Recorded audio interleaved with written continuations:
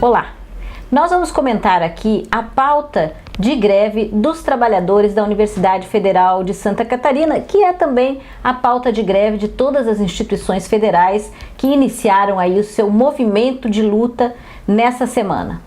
Muitas vezes a pauta acaba não sendo de muita compreensão pela maioria dos trabalhadores, que não estão no dia a dia, no cotidiano da luta política com relação à nossa questão de carreira, de plano de cargos, etc. E as assembleias acabam não dando conta, de explicar pontualmente cada um desses itens da nossa pauta de reivindicação. Aqui na Universidade de Santa Catarina, por exemplo, na análise de conjuntura, os trabalhadores aprovaram apenas 3 minutos, e 3 minutos é muito pouco tempo para que a gente possa explicar, esmiuçar a pauta de reivindicações. Então a gente vai fazer pequenos vídeos onde vamos comentar um pouco a pauta, que é grande, É muito importante a gente entender que a luta dos trabalhadores públicos, ela se dá, muitas vezes fala, todo ano tem greve, etc. É que os trabalhadores públicos, eles não têm database, como os trabalhadores da iniciativa privada, que geralmente no mês de maio, os patrões são obrigados, por lei, a sentar com os trabalhadores e discutir pelo menos as perdas do ano, que durante o ano todo, com o processo inflacionário, o salário perde seu valor. No caso dos trabalhadores públicos, não existe uma database.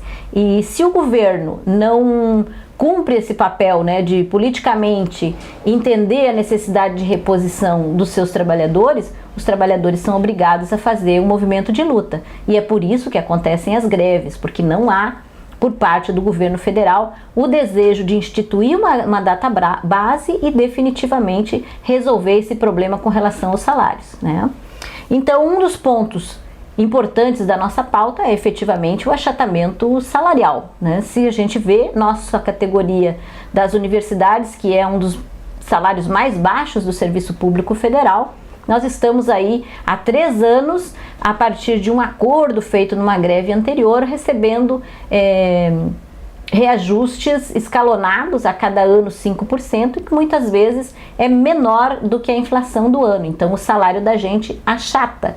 E é por isso que agora os trabalhadores, então, o seu primeiro ponto de pauta, que é o índice de reposição salarial, que são perdas referentes de janeiro de 2011 a junho de 2016, que seria a conta que foi feita em todo o Serviço Público Federal, um reajuste linear, ou seja, igual para todos, de 27,3%.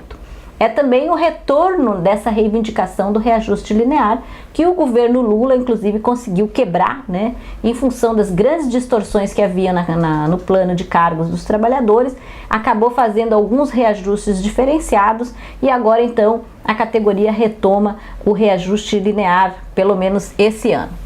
O segundo ponto de pauta que é importante a gente pensar é pelo aprimoramento da nossa carreira, do nosso plano de cargos, que não é efetivamente ainda um plano de carreira, com a correção das distorções, que isso também diz respeito à pauta financeira, e levando em conta a racionalização dos cargos, que é uma coisa que ainda se tem uma luta muito grande com relação a isso, desde que foi implementado esse novo plano, que muitos cargos, por exemplo, você cumpre a mesma função, e tem um cargo diferenciado numa classe D, ou numa classe C, numa classe B. Então o que se quer é que se racionalize esses cargos, ou seja, a mesma função, o mesmo tipo de trabalho, o mesmo cargo, para que não tenham diferenças salariais. Isso tem sido motivo de reunião de grupos de salários, ano após ano, nas chamadas mesas de negociação que o governo deixa em aberto, que na verdade são mesas de enrolação, porque quando o diálogo vem só do governo, a fala vem só do governo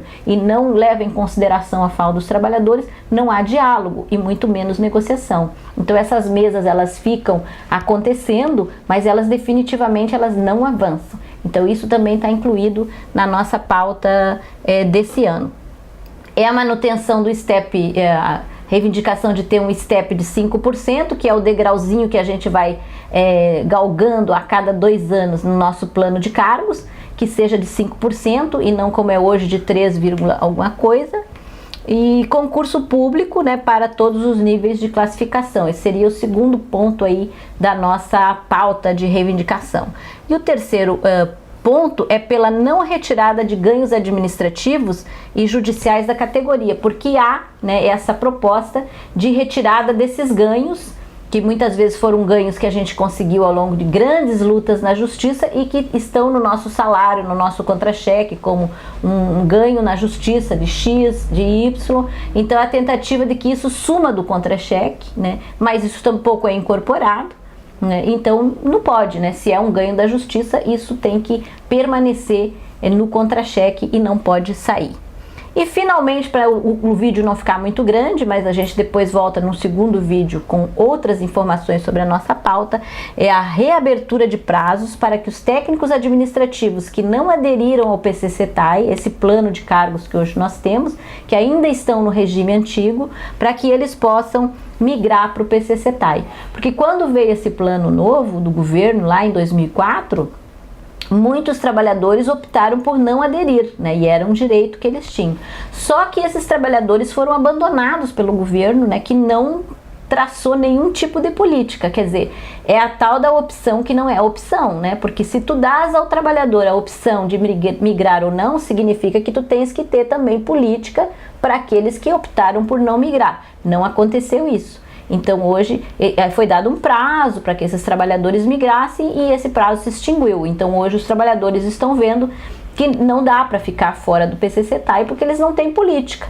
Como são poucos trabalhadores, não tem uma força também atuando no sentido de estabelecer uma política para esses trabalhadores, muitos deles querem migrar para esse plano novo, que é ruim, que estamos lutando para torná-lo uma coisa melhor, mas que é menos pior do que o antigo ao qual eles ficaram vinculados e que não dá a eles nenhuma segurança de nada. Então esses são os 4 pontos da nossa pauta de negociação e logo a gente volta com mais informações para vocês, explicando um pouco a pauta que muitas vezes os trabalhadores não conseguem compreender as minúcias, né, dessas reivindicações. Nesses 4 pontos, então vocês vejam que não é só a questão financeira, mas também que tem a ver com todo o arcabouço aí da nossa carreira ou do nosso plano de vida dentro da instituição.